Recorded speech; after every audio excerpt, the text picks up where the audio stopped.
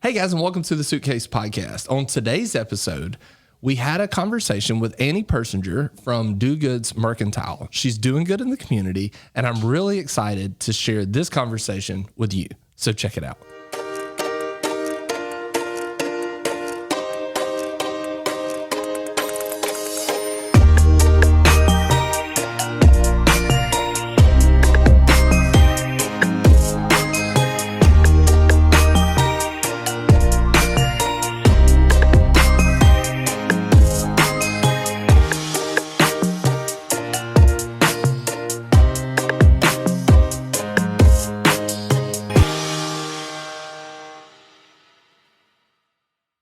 Hey guys, and welcome to the Suitcase podcast. Today, I'm here with Annie Persinger, and I'm super excited to have her on the podcast today. We've got, Shane asked before the podcast started how we met, and we actually met at closing on the house that me and my family now live in. And so if you will, jump in, talk a little bit about yourself, and let's jump into the house story and how y'all got to where y'all are today. Yeah, that's a pretty cool story, and I do love that our paths crossed at that time.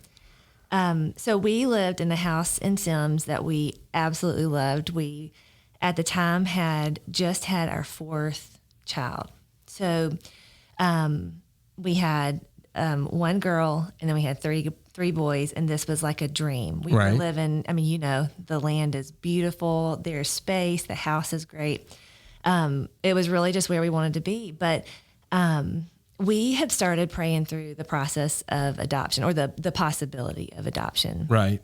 And so as we were kind of thinking through that and praying through that, we realized that we were kind of out of space. Right. And at the time, as we were kind of beginning to navigate that process, we really thought that we were going to adopt a baby, or a young child, because at the time we were being kind of advised to keep birth order. So just meaning that we would adopt a baby younger than our youngest child. Okay.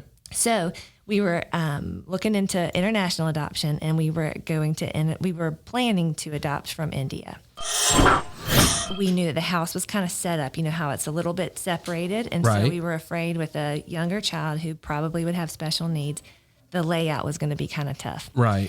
And we also knew at the time that we were going to need a lot of help from our family in that season. Right. And so there we were out in Sims. The rest of my family was in Mobile.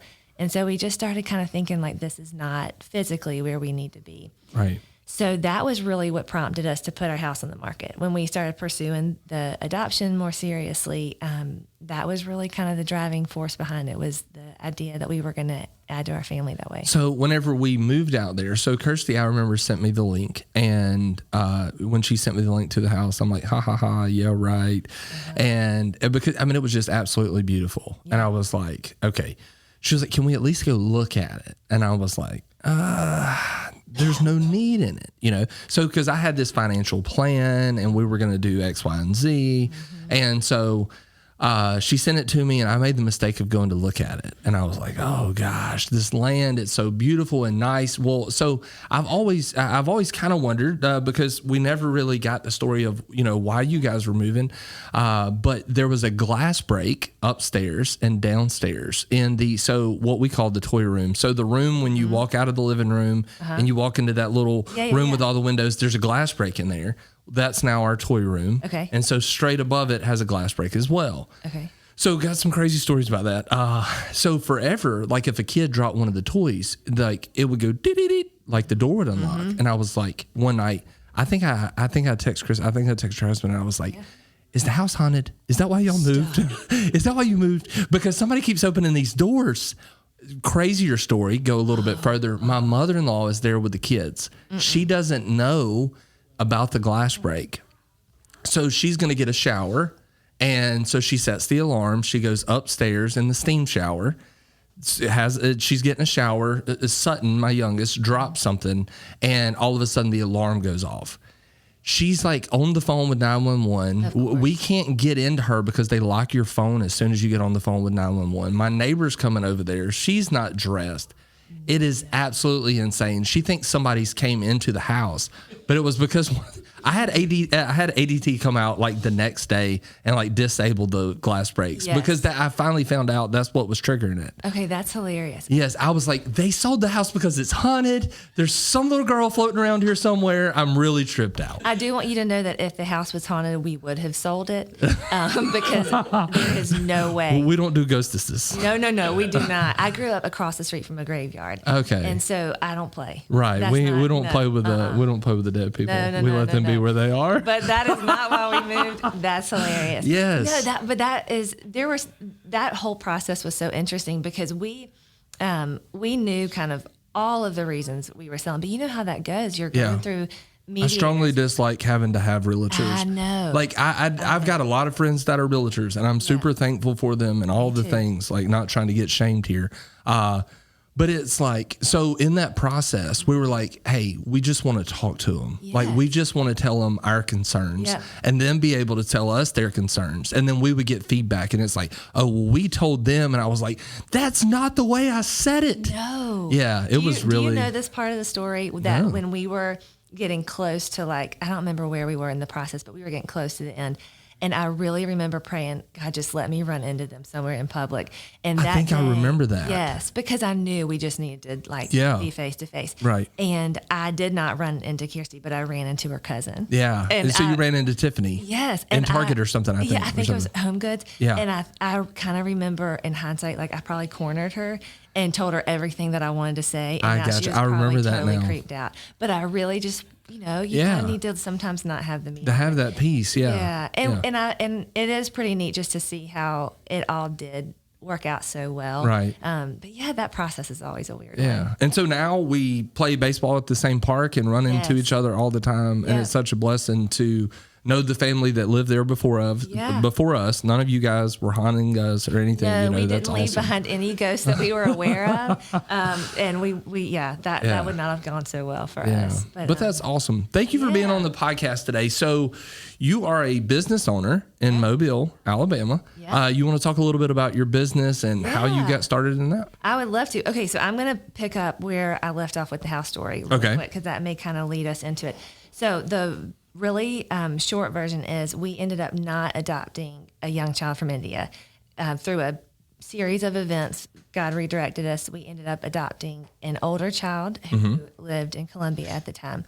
But in that process, we started to kind of see this these patterns of brokenness in our world that led to this, what is sometimes referred to as like the orphan crisis. Yeah.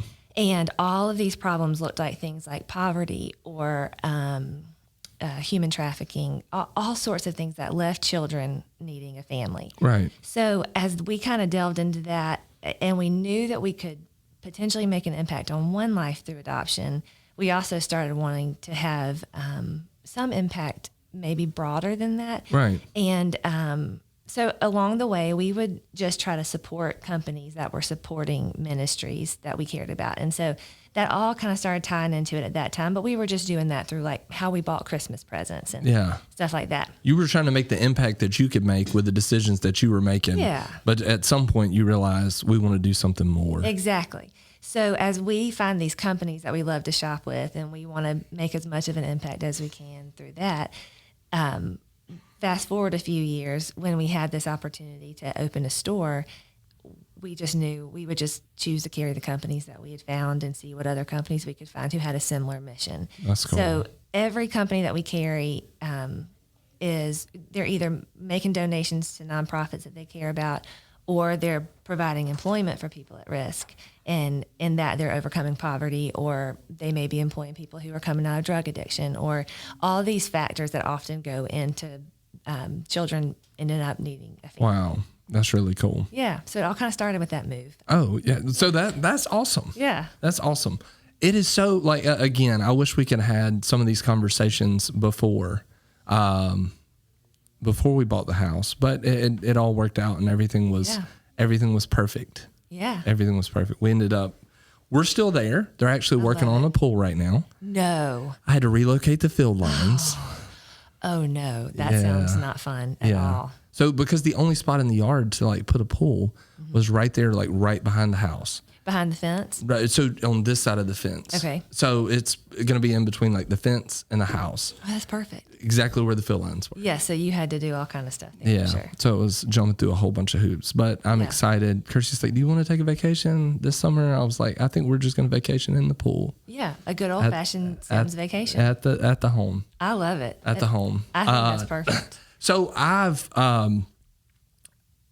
so my wife said that she's been in the store. I have not been in the store yet. Yeah. And she said it was the most adorable thing that she's ever seen. Through setting up the store, how did you where did you guys come up with the name? Yeah. Like, do you feel like it was a God thing in your life, or do you how did all that work? Yeah. Okay. Those are all great questions. So the name of the company is Do Goods Mercantile Company. Okay. And the name came from, we actually kind of had this name was a joke. We weren't going to actually use this name. Right. But then it just kind of stuck. But the whole idea was that we were carrying goods that did good in some way. So we were just calling it Do Goods. But that also stemmed from our kids, for some reason. They take it as an incredible insult when they're called a do-gooder.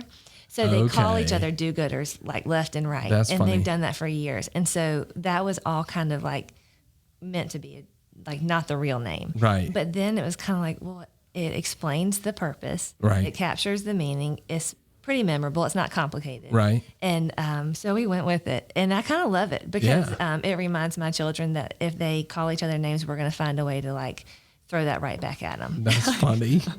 No, I'm teasing. But yeah, the name is I feel like pretty simple and does capture hopefully the mission so that when people are coming in for the first time, they already kind of have an idea that there is something different about the store. Right. So when people walk in, for people that haven't been there, and I know we're going to overlay a video on the YouTube channel, what can people expect to see whenever they come in? Oh, that's a good question. So we tried to kind of collect a pretty wide variety. So we really wanted it to kind of function as almost like an upscale general store where you would find a little bit of everything. I mean, we have everything from grits and pecans to leather briefcases and jewelry. So it's kind of this really wide variety. Mm-hmm. But I really wanted to focus on men's gifts because I feel like, and maybe this is just because I don't know where to shop, I can never go in a store and find good men's gifts. Right. And so it's really frustrating when it's a birthday or Father's Day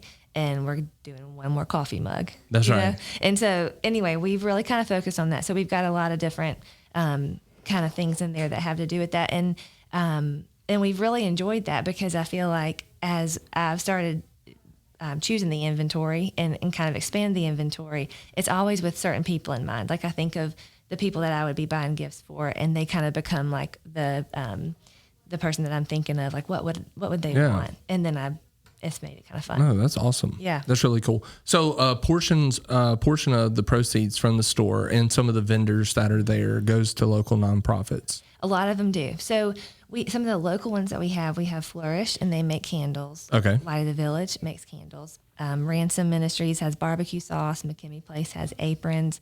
All kind of stuff that these nonprofits are actually producing that when we purchase it from them, it supports what they're doing. So when people buy from us, that allows us to in turn buy from them. Right. So it's kind of a good cycle.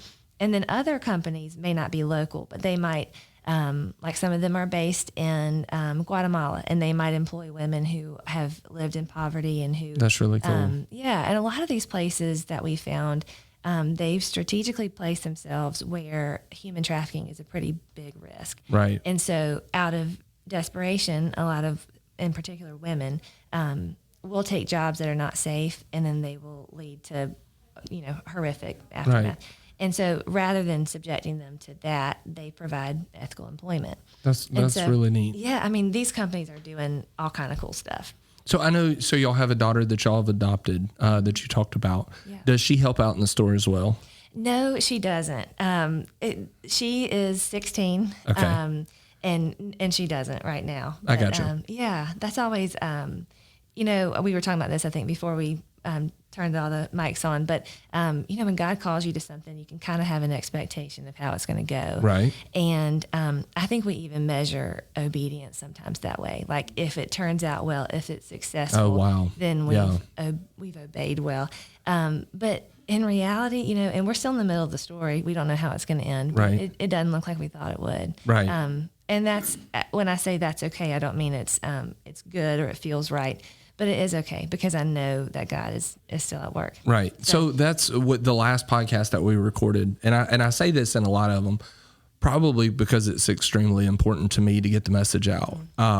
Is hard times. Hard times shape you. Hard times normally turn out to be the most memorable times of your life because you created opportunities in space for God to be faithful.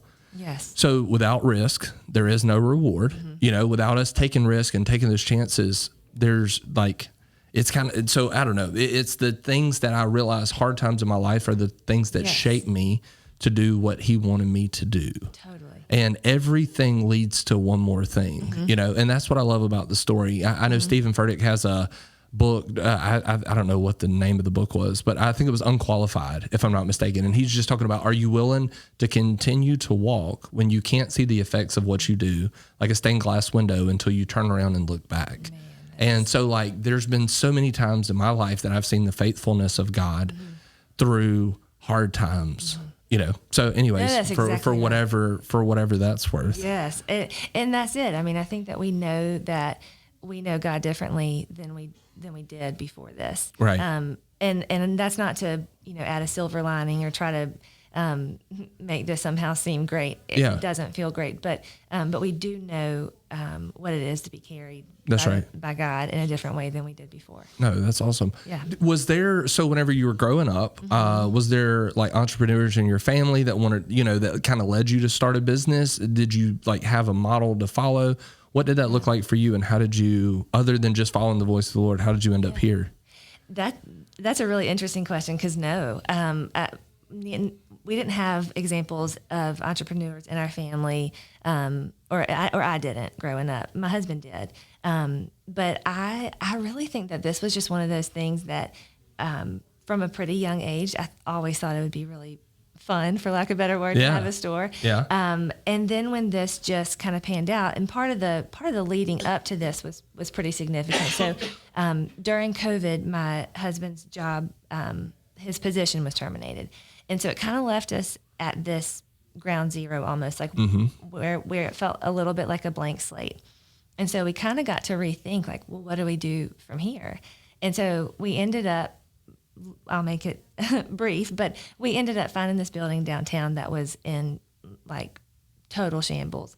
And we decided that, you know, if we were ever going to do the store, now's the time. Now's the time. Yeah. Let's do it. And so we slowly rehabbed that building. It's still actually, some of the spaces need to be repaired, but in that building we have, right now there's a restaurant. So Cotton State Barbecue is in part of the building. Above that, cool. We have an Airbnb, and then the store is downstairs. So those three spaces are functioning, and then there's one more space that we're still working on. That's awesome. Yeah, so we got here by what kind of looked like a huge disappointment and lots of fear mixed into that. But when we had just kind of thrown around the idea before of having a store, we didn't really do it with a lot of seriousness. But then when you have the space to do it, and we had this idea of collecting these vendors that we had come to love, it just was this kind of, I don't know, kind of the natural next step. And it has been, we don't have any background in business. So this has been a huge learning curve, especially for me. And I do feel like, I mean, you mentioned a book called Unqualified. I've never felt less qualified in my life, except maybe in motherhood. I do think that's a whole nother level. But this has been an opportunity for us to lean on others. And that's been a pretty cool thing in Mobile, is just to find how many people are willing to really help us through. So a big part of that was Innovation Portal. Are you familiar with them at all? I'm not. They're downtown, and they're on St. Louis Street. Okay. And this was created to be kind of an incubator for small businesses. Okay. So I went to them. I didn't even know what questions to ask. I didn't know what a business plan looked like. Right. I didn't know anything. I mean, they've probably had people walk in the door before who didn't know much, but I think I set a new record. You got the award. I did get the award. But they always met me with kindness and with help. So they connected me to Mel Washington, which is who I mentioned earlier, who's at the Small Business Development Center. Right. And Mel has stepped me through building a business plan. We got through all of the red tape of what it looks like to alter a building in a historic area downtown. Right. And it's been one step at a time, but at every turn we've had help from the Downtown Alliance or the Chamber of Commerce. And there is quite a community downtown, That's awesome. Especially. I mean, I think it's all through Mobile. But we were surprised by that. You Yeah. know, when you feel really ignorant about a subject, it can be intimidating to the for point sure. of not pursuing it. Right. And they never made us feel like that we couldn't find a way forward. Right. So we did. Oh, that's or really we cool. are. Maybe did. But that sounds past tense. Like we've figured it out, and we have not. But we are figuring it out. Right. So, and it kind of goes back to the last episode that we had with Jada. Jada was just talking about how, she said, forever I've said I'm not a creative person. I'm not a creative person. She said, but God is a creator. And he made us after his own image. Yeah. So therefore, we have the ability to be creative. And so it's, if you feel a calling on your life to do something, God orchestrates the stuff to get you into the places with the people. If you'll put forth the effort and put yourself in a place of vulnerability, he meets you. Totally. And that's extremely powerful. Yeah. And I think it even goes back to our weaknesses being a place for his strength to be magnified. And That's so good. if I had all the degrees in business and we ended up building a successful business, then it looks like you got the credit. Yeah, exactly. But if I can have anything to do with a business that is hopefully one day successful, how could that not be God? No, for sure. I mean, there's just no way to take credit for that because I don't know the first thing about business. So yeah, well, I mean, as far as it goes, neither really did I. Really? Yeah, for sure. So my grandparents started the company back in 1998, and I knew about working on the back of the garbage truck. That was pretty much what I knew about. And so I just knew it's just really hard work, and it's work that you get to do all the time. If it's raining, you still have to do it. If it's sunny, you still have to do it. It doesn't really, if it's cold, you still have to do it. So it just developed something on the inside of me to just keep doing it. I knew that part. But as far as the business side, this is what a lot of people don't know. I kind of dropped out of high school in 9th grade. No kidding. And I started homeschooling, kinda. So I technically have a 9th grade education. I never spent a day in college. And that intimidated me forever. I was so... I felt like that everyone that received a high school diploma was better than what I was. People that graduated with a degree was even better, a doctorate, a masterate, whatever.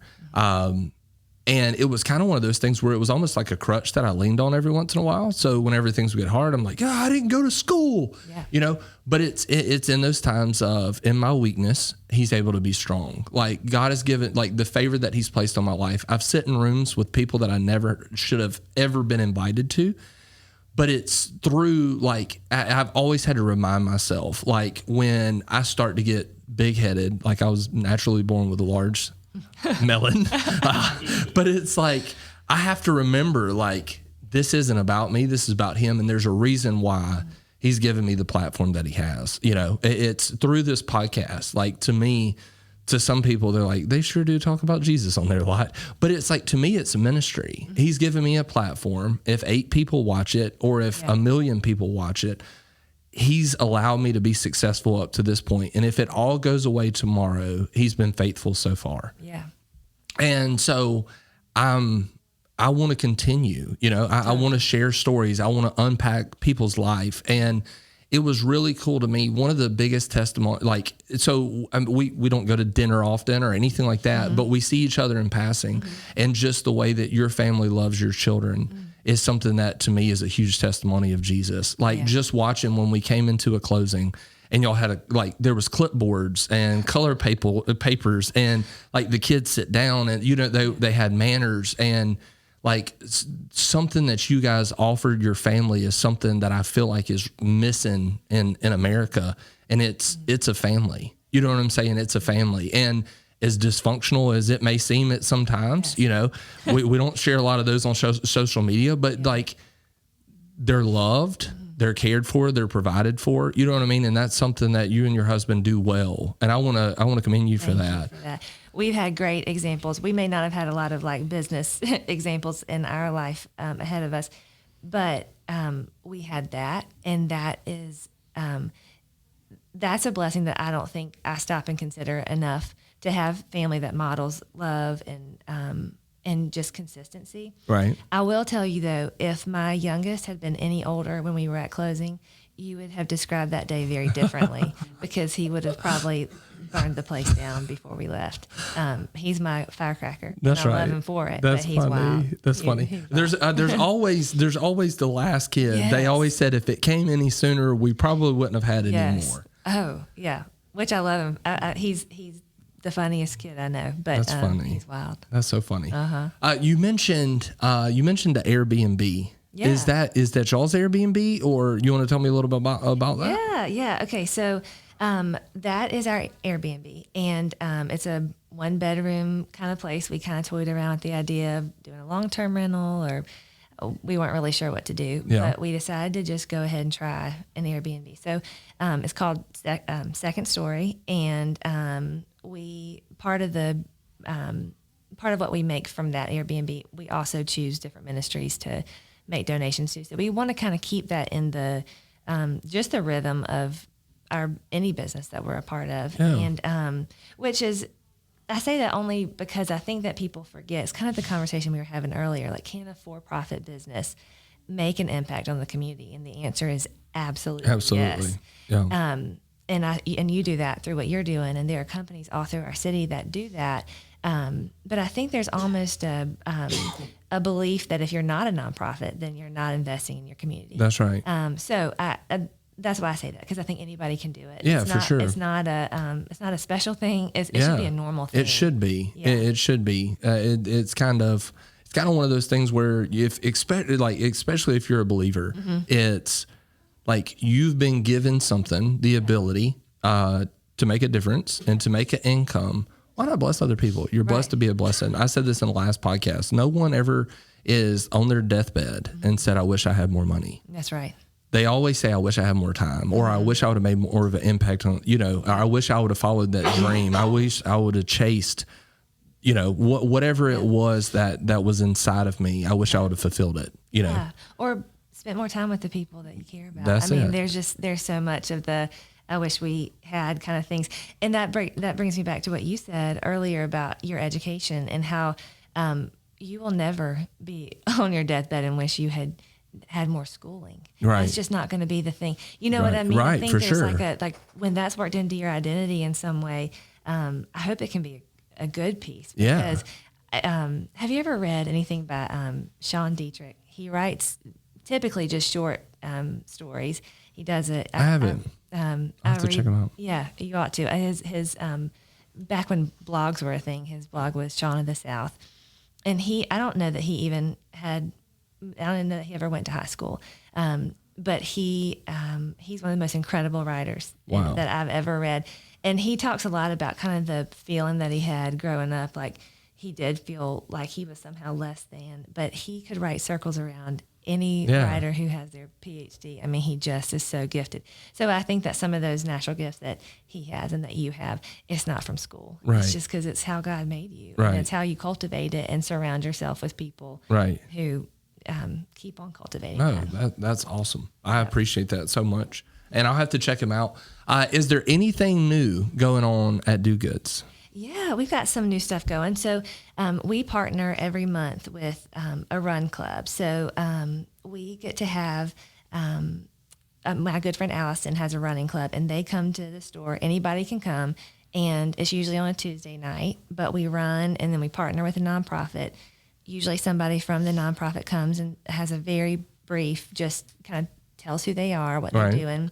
And then that day leading up to the run and then after the run, any purchase, part of the proceeds go to that ministry.